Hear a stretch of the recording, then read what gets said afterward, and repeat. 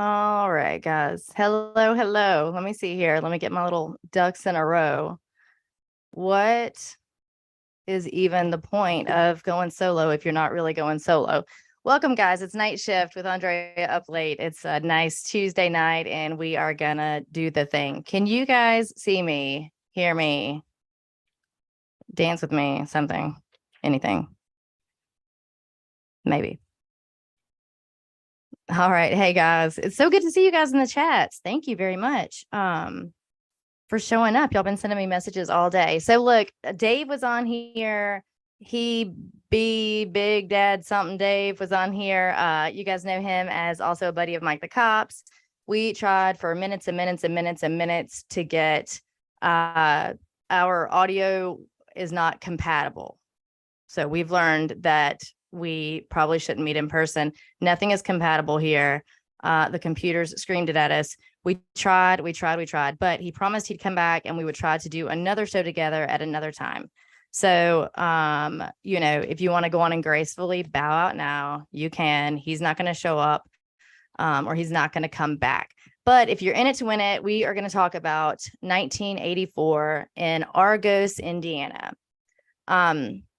Hey, Davey. Hey, Casey Anthony. Hey, everybody. So I will try to engage the chats a little bit since it's just me and I'm not used to talking consistently for like a whole hour. So I'll probably break it up and talk to you guys. So if you have questions or anything else, definitely if you're in the chats, let me know, say hey, and let's get started. So this is the case of Darlene Hulse. Her last name is Hulse. It's not a widely known case, and there's really not a whole lot about it out there. Kind of any of the sources you read, it all kind of is very succinct and stops at the same point. This is a case that has gone cold since 1984. So we are approaching 4 decades now. We're almost 40 years into this. I will say that I'm careful to talk about other crime podcasts in the sense that I want to give them credit where credit is due. I also know that sometimes I find some inconsistencies in stories. I don't think any of it is of malintent, but sometimes if you're not real careful, you can kind of report on things incorrectly. And I'm sure it's happened to me. Some places seem to have that hiccup a little more often than others, but I will say that the Deck Investigates. So if you're not familiar, Crime Junkie, Ashley Flowers also hosts the Deck Investigates. Now they did do a big deep dive on this one. I think she grew up not very far from where this took place and was able to kind of locally have more resources there and things like that. But definitely got a little bit more information out of listening to some of that the past few days. But we're going to be talking, like I said, about Darlene Hulse. Darlene was 28 years old in 1984, and she was a wife and mother of 3. So they kind of got started right off the rip. Her daughters were 8, 6, and then a little girl named Kristen, who was almost 1. In fact, Kristen turned a year old, I believe, 2 days after the incident took place that we're going to talk about. A little bit about Argos, Indiana at that time. I think they were a town of like less than 1,500 in population, very small town. And that's important because we talk about this when we talk about police departments all the time and investigations, right? And we never want to speculate or, just make the assumption that the ball was dropped. Sometimes the ball wasn't dropped. They just don't have the experience or even physically the manpower, right? So I think at the time, Argos had either 3 or 4 deputies on their police department, depending on what source you look at. So that's what we're dealing with here. So it's important to keep that in mind as we move forward with the investigation. All right.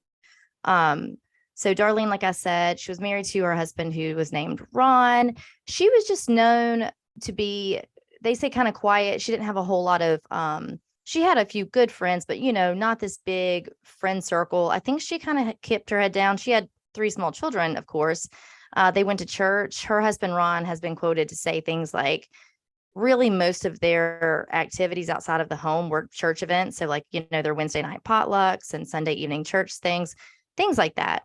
And that they were very frugal. You know, he said they may go out to eat once every month or two. You know, they really wanted to keep their money tight. And she would even say things her daughters now remember her saying when they were 6 and 8, things like, oh, you know, let's not buy that, or let's go on and put this money here because you girls are going to go to college, you know. So even when they were that small, she was kind of instilling that lesson in them.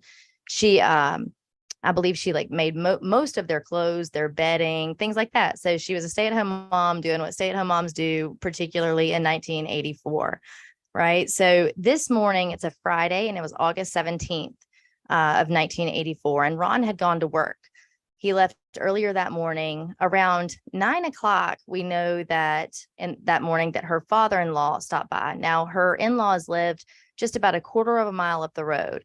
I'm on a funny, like a different streaming service right now. So we're going to pay attention to that stuff and get those kinks knocked out. But I'm saying that to you because I'm not going to be able to provide you photos tonight. I'll definitely put them on Instagram. If you follow me there, I'll put them on YouTube as well. I know some of you don't have Instagram. And so number one, please get it. And number two, you can always come back and find this stuff on YouTube because I'll be posting here as well. All right.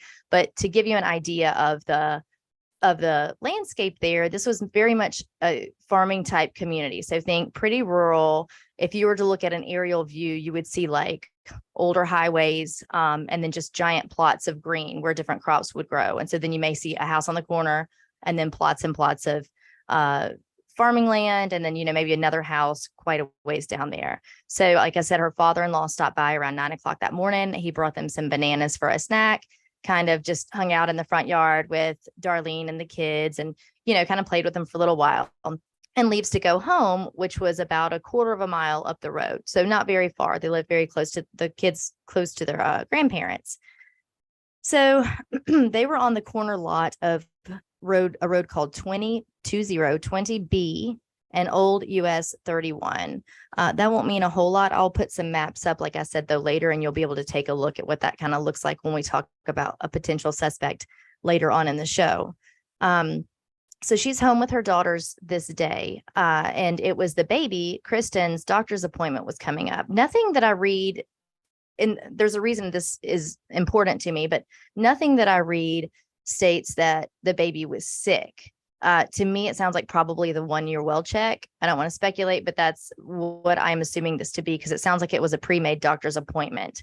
And that actually matters. So she had told the older girls, the 6 and 8-year-old, to go on and get in the tub and start getting cleaned up while she feeds the baby and gets her dressed to go to her doctor's appointment. So they do. Well, excuse me, around 9:30 that morning, while the girls are in the tub, they hear a knock at the door. So their mom evidently goes, you know, to the door. They say they can hear her talking a little bit. And then next thing you know, they hear what the oldest daughter will remember as a growl.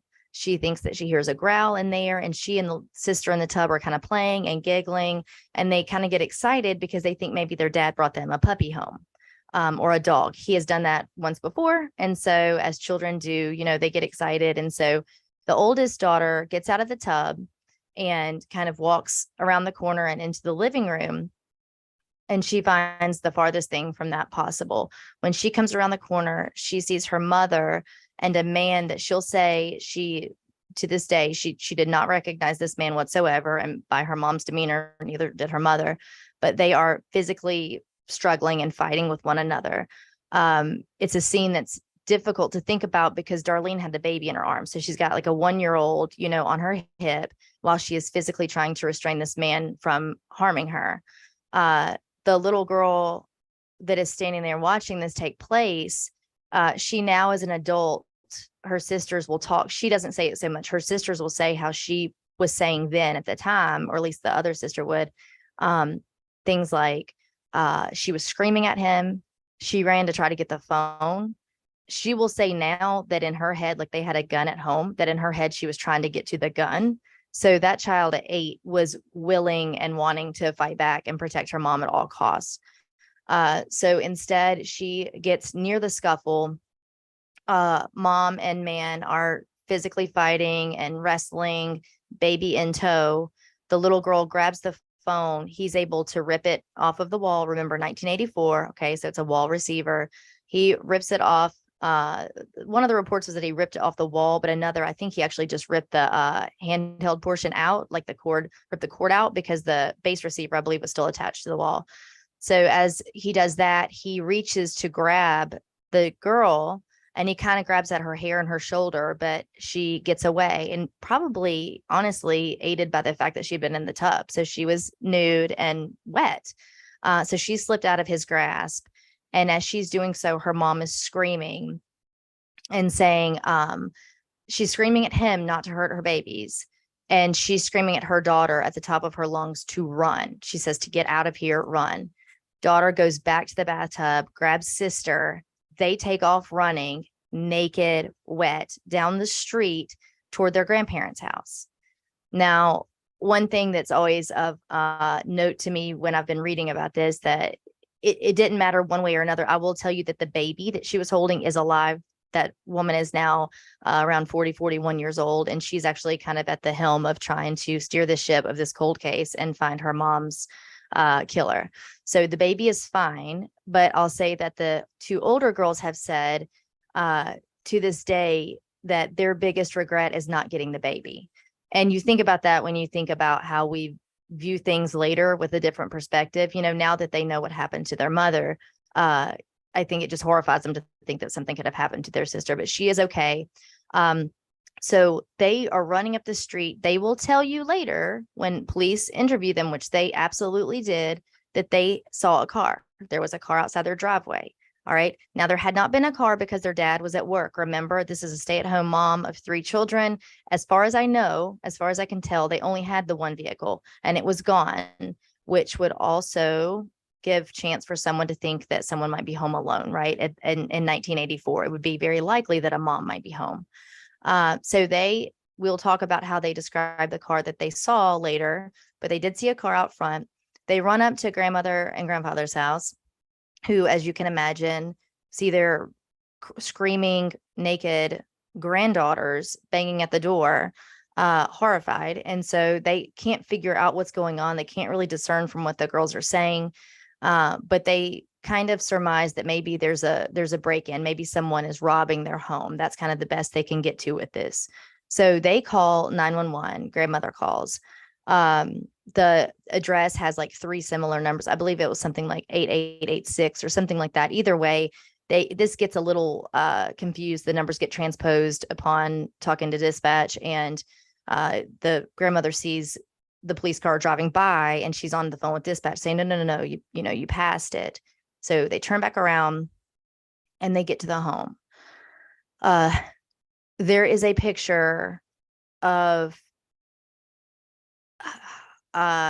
Kristen, the baby, that is tough to look at because while she is alive and well, she's covered in blood, and it's not her blood. She was not physically harmed during this somehow, and thankfully, but she was covered in her mother's blood. So police get there, they find the baby on the living room floor, and there is no sign of Darlene. Now, there is sign of a struggle.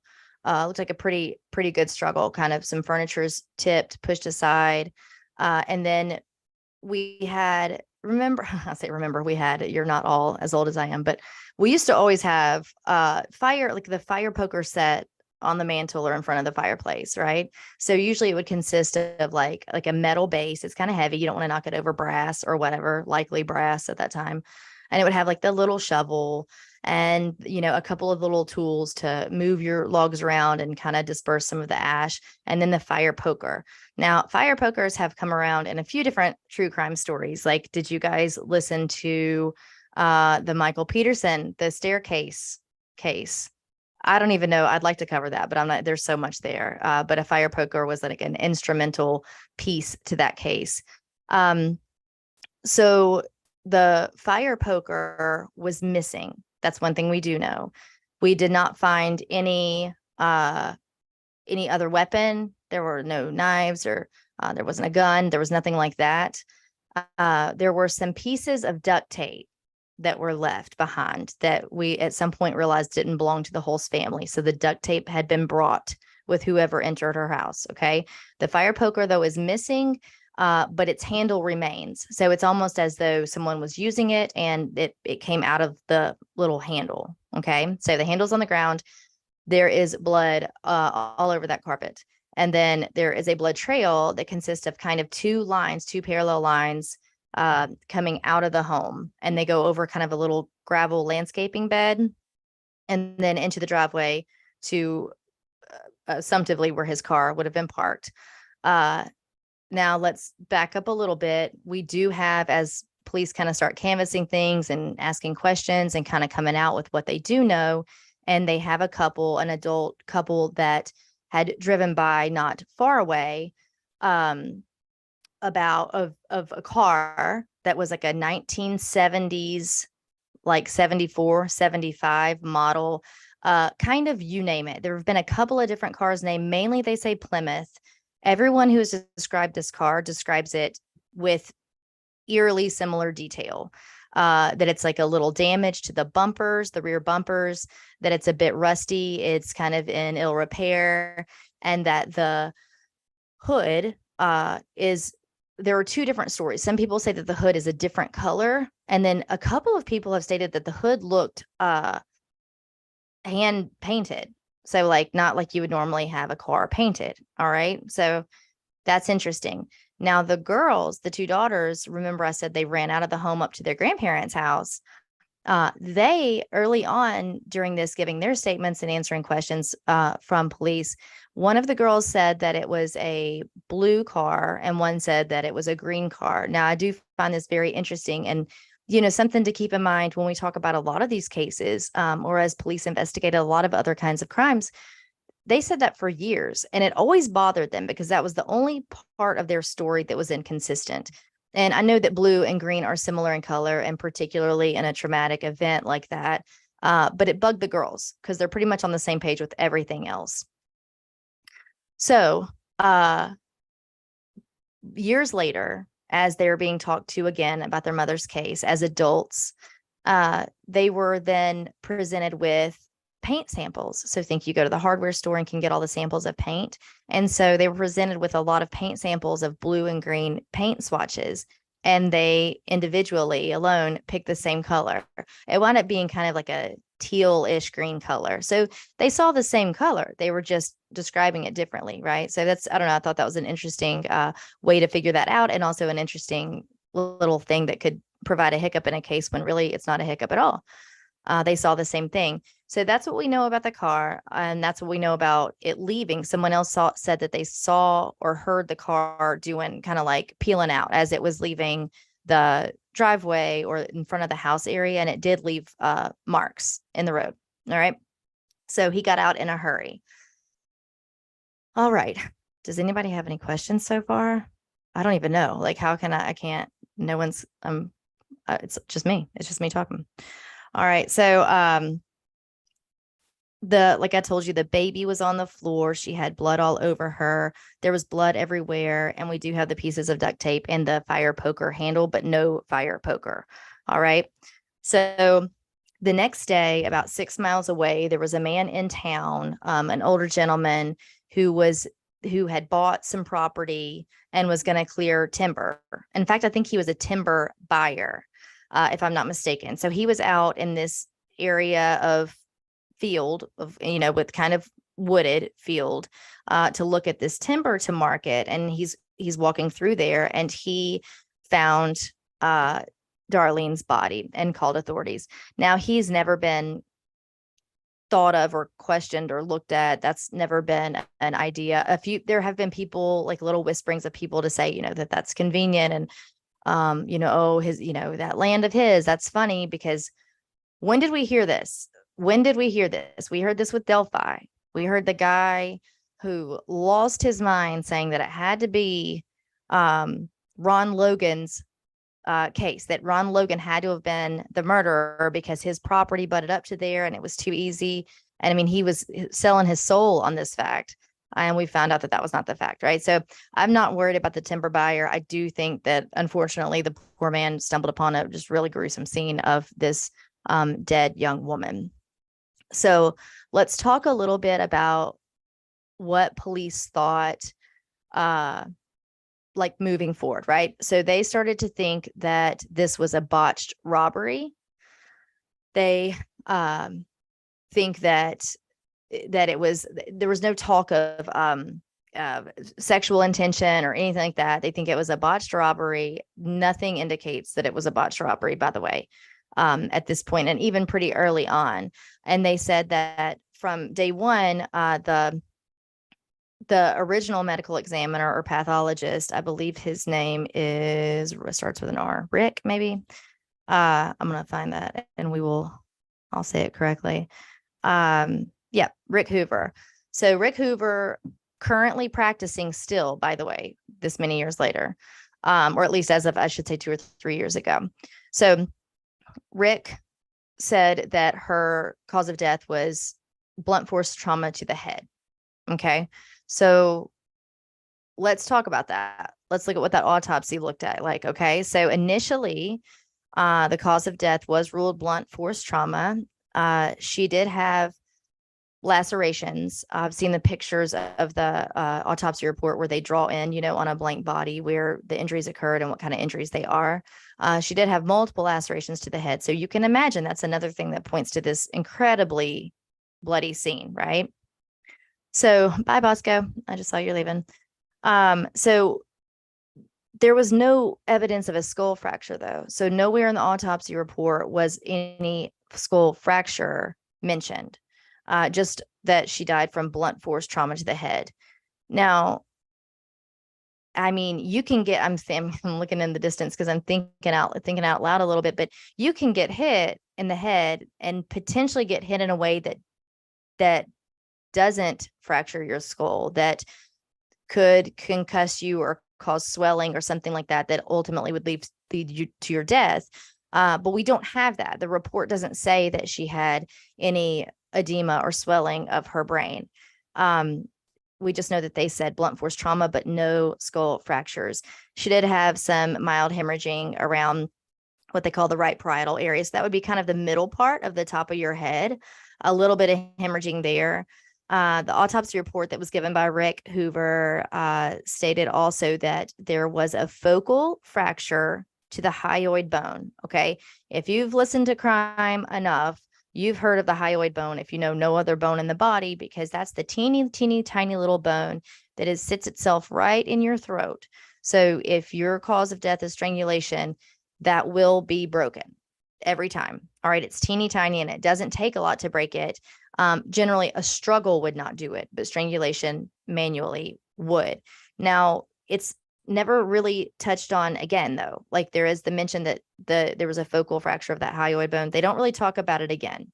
So the autopsy talks about hemorrhaging to what they call the strap muscles of your neck. So that's the muscles around your neck that allow you to kind of turn your head left and right and up and down. So there was some hemorrhaging there. And that would also be consistent with strangulation. So Dr. Hoover would never really speak on his findings. Evidently, he's been the pathologist on a couple of bigger cases and doesn't like to be reached out to again, which, okay, that's fair.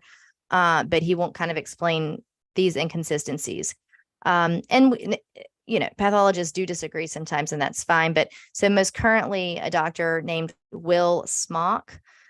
He's the police surgeon with the Louisville Metro PD, and he's the medical director there. He goes on to talk about how he feels she was strangled, and he thinks that most likely the killer continued to squeeze after death. And the reason would be because they initially said that there was no hemorrhaging around the fractures there, but there was, meaning he had to have started when she was still alive and blood was circulating. So I don't know. Are you guys, who's listening? Hey, Salamander. Yeah. So, what do you think? What was the motive? Why did this guy come to the house? I think that when they initially said, that the motive was going to be a robbery and it was, whatever. No, I don't think so for a minute. I also don't think that you guys, how did I trick you in the chat? What are y'all talking about? I'm looking. Hold What is the prank? So when they initially said that about a robbery gone bad, I don't think that he even meant to kill this woman. I 100% think that this was sexually motivated. Now, the autopsy did say that she had there was zero sexual assault. All right. Keep that in the back of your head as we keep talking.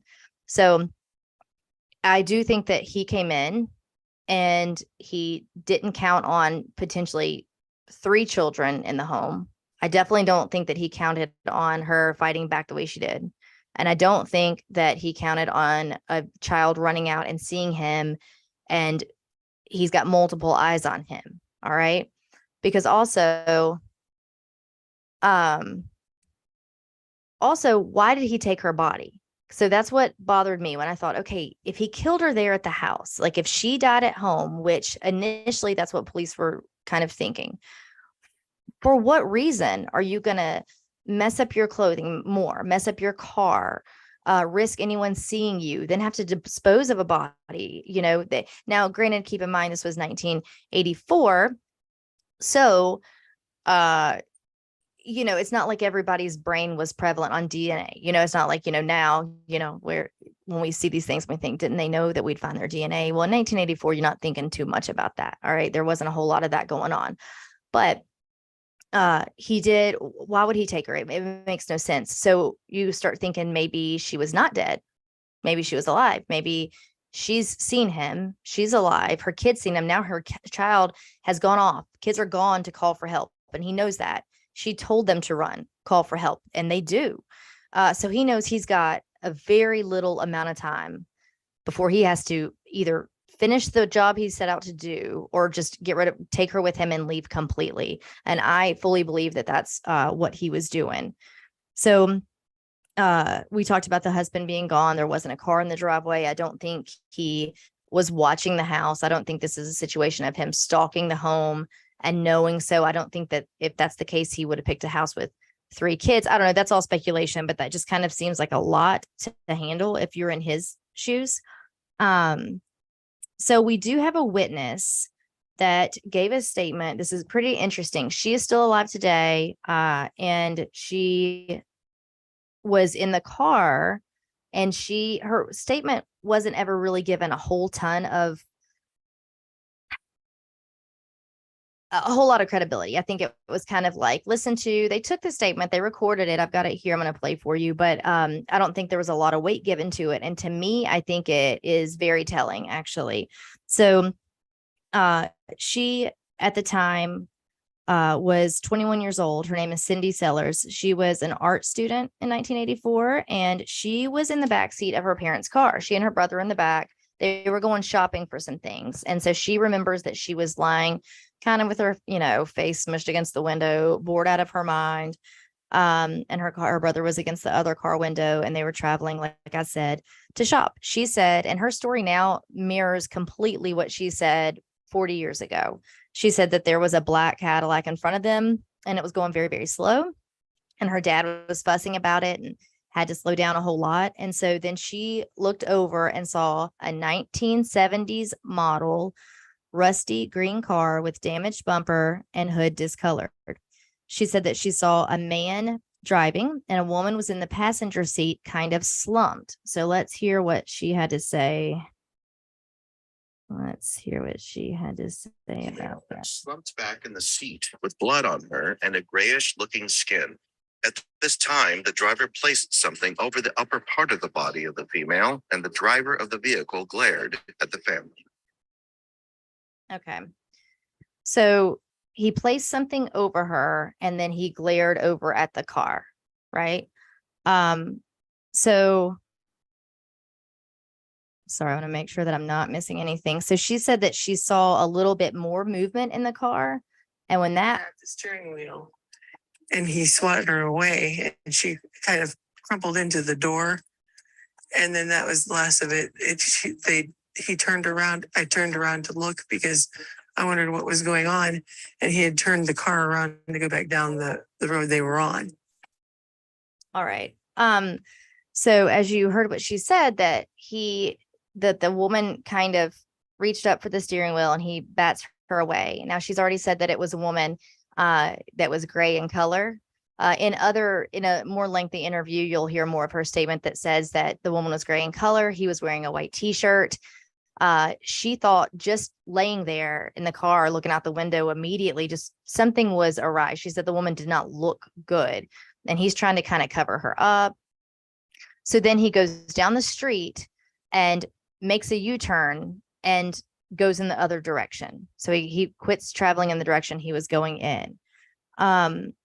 So they were going northbound initially, meaning the man and Darlene. But the direction they were going was actually the opposite of the direction if you went from Darlene's house to where her body was then found. But if he turned around and went back that way, that's exactly the direction he would be going, would be to the woods. That's only interesting in the sense that for the longest time, authorities and other people in town have said that, it has to be someone that knows the area well or had planned out that area, because you wouldn't really know necessarily about that access to the woods right there otherwise. And maybe that's the case, but also it sounds like at the last minute, he saw that he had eyes on him and turned around and to go in a different direction. So it's an interesting little tidbit. All right. We've got a few, actually the suspect list we could have, and there are multiple shows and recordings on this, but you can go on and on and on. As you can imagine, in a town like this, as you kind of get in the weeds with it a little bit, you find some similarities in people. There's more sexual assault than anybody would like to know going on in that town. We have some other similar murders eventually, like when you kind of put it all together from a couple years prior to a few years later. And then that can open the door to have multiple possibilities on suspects. But here are some things that caught people's eyes that, at least at the time, they were whispering about. Again, this is a cold case. We don't have, I don't even believe a suspect is named at this point. It's not being currently worked, except for the people who are now, like change.org has a petition through her daughters that have petitioned for this case to be reopened and investigated. But we have a guy named Ray Oviatt, and he was a church leader. He was a pastor at a church that they briefly went to. There was a time they were kind of church hopping to find a church home there. And they briefly went to this First Baptist church. He was convicted of child molestation in 1986. So that is 2 years after Darlene's death. This to me holds no weight. There was a rumor around town that Darlene had maybe come by the church or played piano at the church and walked in and saw him doing something he shouldn't be doing with the child there, and that essentially her death was at his hands to silence her. Her family says that she never actually played the piano while they were at that church. And this doesn't look like a hit. It doesn't look like a planned murder that he had come to, silence her. We do have this interesting case where there's a man named, this couple, Larry and Bonnie Berger, had this dude that lived with them that one of the sources I read I'll call him this just for consistency. It doesn't matter. It's a pseudonym, but call him Daryl Lemon. They're not calling him by his real name because he is not currently a suspect and has not been charged. But evidently Daryl lived with Larry and Bonnie at the time of the murders. They were initially questioned because he looked the part. So what I didn't tell you earlier is that when the girls gave their testimony on, or their witness statement on what the bad guy looked like, they were both very consistent and very specific. So he was tall and very lean with kind of a longer nose, a sharper nose, I think one of them said, close cut blonde hair, and just kind of lighter complexion. All right. So excuse me. So that's what this Daryl guy looked like. And I think he had been in and out of a little bit of trouble with the law. So evidently, when police questioned Larry and Bonnie about their roommate Daryl, they kind of stated like, no, he couldn't have done it. Yeah, we do have that car in the driveway, because they had a 1974 Plymouth that was not in the best condition. And she said, though, her timeline of events that day were that he was home at 10 o'clock that morning. And, she had the car with her at work and these kinds of things, and just made it sound like there's no way Daryl could have been involved. They did at the time, though, when initially questioned, both Bonnie and Larry said that they fully thought that he was somebody who could have done this. They do see him capable of murder. However, he couldn't have done it because he essentially had an alibi, which was them at the time. Well, later they moved away to Chicago. And when they moved away, they reached back out to police. All right. So now they want to talk a little bit more because evidently they were terrified of him. So when they reached back out, they say that Larry wanted to kick Daryl out of the house. All right. So he'd been like manipulating them, and they kind of all did drugs together, like they smoked weed together. But I guess somehow this Daryl guy had some sort of a hold over them. So he was, I guess, I don't know, cultish. They say that they were kind of like in a zone with him or something, like they couldn't get out of his grasp a little bit. But she then says, Bonnie comes back to say now that she left home around 8 o'clock that morning. And her words were that she remembered, quote, looking over at the Hulse home. When asked why, she said, I don't know. I just remember kind of looking at it and thinking about it. Okay. So then she went to her mom's house right after that. And then, well, she'd run an errand. She came back. And when she came back by the home, there were cops everywhere. And she went immediately to her mother's house, where she tells her mother that she's afraid Daryl had something to do with this, because she saw the cops there, and she was just worried that maybe he would have had something to do with it. This is her news story once they moved away, right?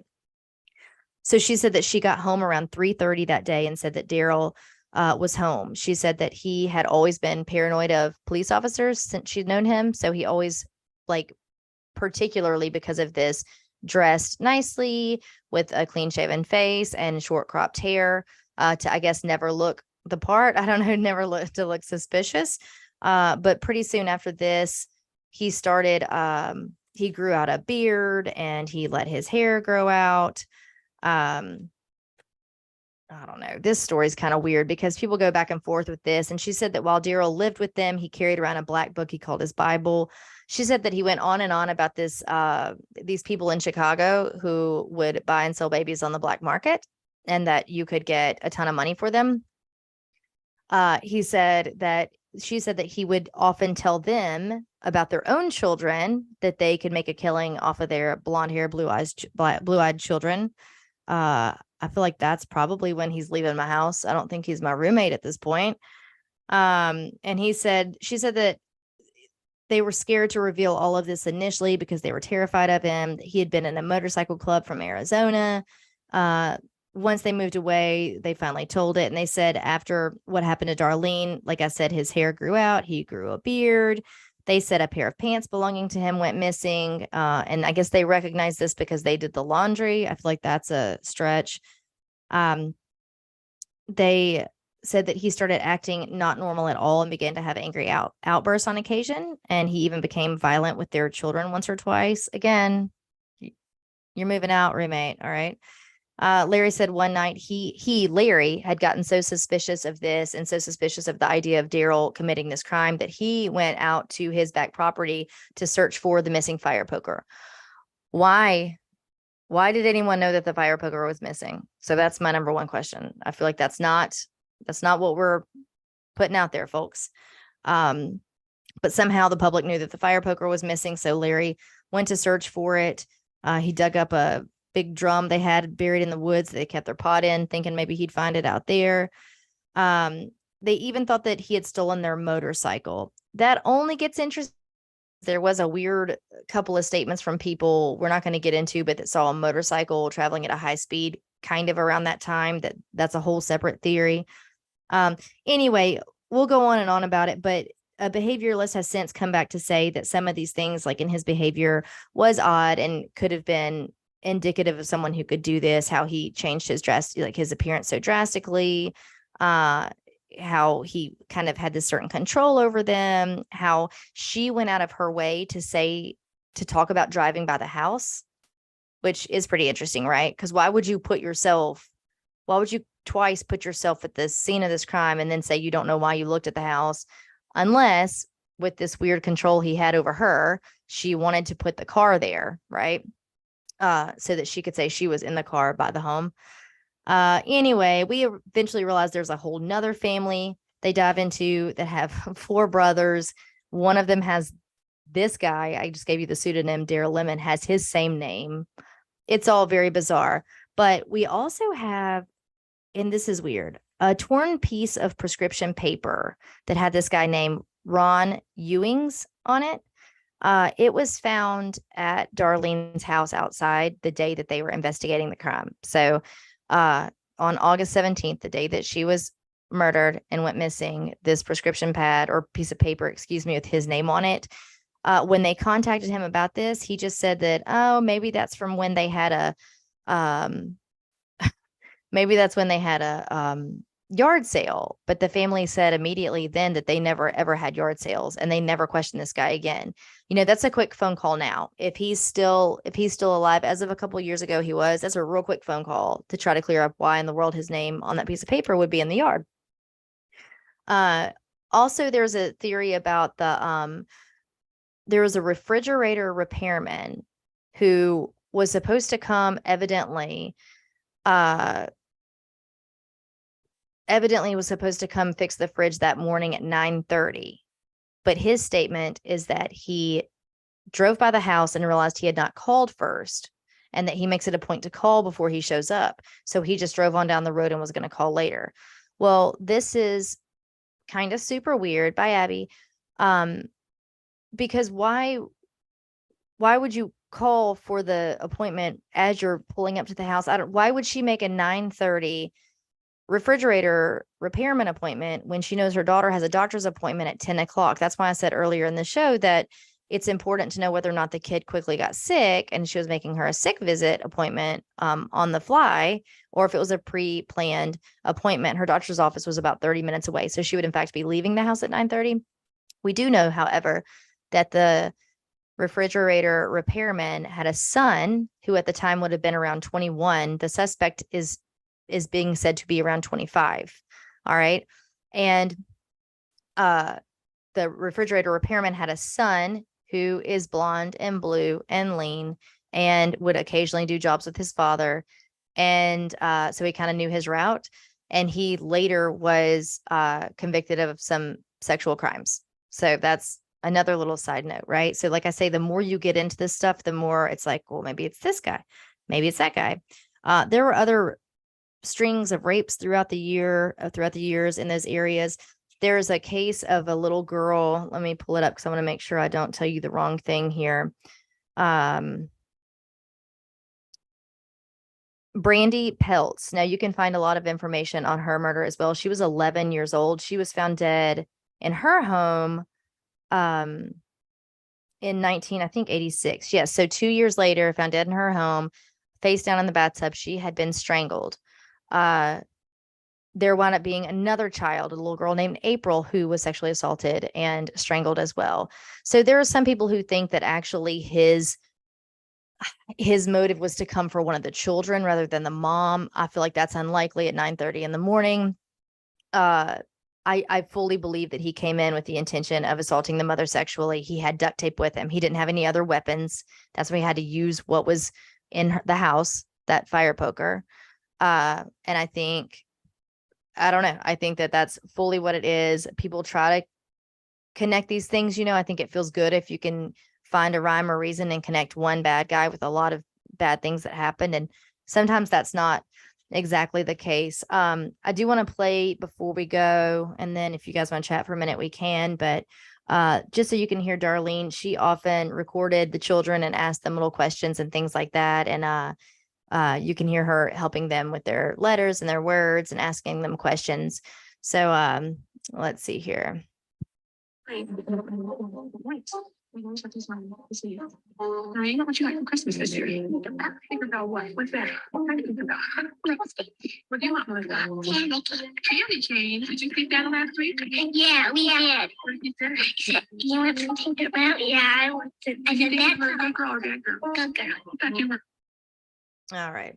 So that's super sad. That was actually filmed in, I think, 1980. So 4 years before she was murdered. Not sure what you guys think. Tell me what you think in the chats if you want. We know that Ron is still alive. Not too long after this happened, within a couple of years, He did go on and get remarried. Some people think that that's a little suspect and quick, but you know, he was raising 3 daughters. I think it was another lady from the church. I don't think that's suspect actually at all. It's kind of sad when you think about it though, because the youngest daughter, the one that was found with her mother's blood all over her when this happened, really only knows this woman, you know, to be her mom because she was so little when all of this happened. So she considers this her mom. So anyway, it's an interesting case, and it's very gosh, terribly sad, but Ron is still alive and the girls are all adults with kids of their own now. And of course, their, you know, just their goal, their hope is that they can find something out and get some break in this case, and particularly for their father before anything happens to him. Sorry to end it on such a sad note, guys. Maybe I'll bring something a little, I don't know, not so sad in a crime show next week. We'll see. You guys are sending amazing ideas though, so don't think that that goes unnoticed. I read through every one of them. I'm doing a lot better about that lately. Okay. A few of you have said things like, hey, did you ever look into this? And I'm honest if I didn't, and I'll say no because I forgot. So send it again. That's fine. You can always ask me. I'm always here and like to chat with you guys. And look, I will tell you, I won't make it all sappy, but this is all new. This kind of happened quickly. And I was afraid that, you know, it would just, I don't know, like that I wouldn't get it going again, or it just kind of wouldn't work out. And I am fully confident moving forward that it will. I'm actually getting more and more excited about it. And y'all in the chats have been, I know I put it in my story, but I truly from my heart, thank you so much because you really gave me a ton of encouragement. You did put the wind back in my sails. I miss you guys and I love seeing you in the chats. I can't wait to do some more stuff. I've got Bill Schofield over at Minor League Studios. We're making some new shirts. These are actually going to be pretty cool. They're going to have the fun tagline, see y'all next Tuesday, because sometimes it's just, you know, fun to be like that. So keep it up. Hey, Sandbag, thank you for showing up.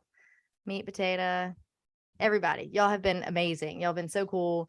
And then moving forward, this is going to keep on keeping on. I will have some fun guests on. I've been talking to some fun people, and there's some works in the books that I might wind up having a second podcast. So we'll see. We'll see what that might look like. So y'all can speculate on that all you want or give me some ideas, but there's some good stuff happening. So I am not down in the dumps. I'm excited and I am looking forward to moving forward. So I guess with that said, guys, thanks for showing up and I'll see y'all next Tuesday. All right. Good night, y'all. I mean, maybe I don't really know how to turn this off. So, okay, for real. Good night, y'all.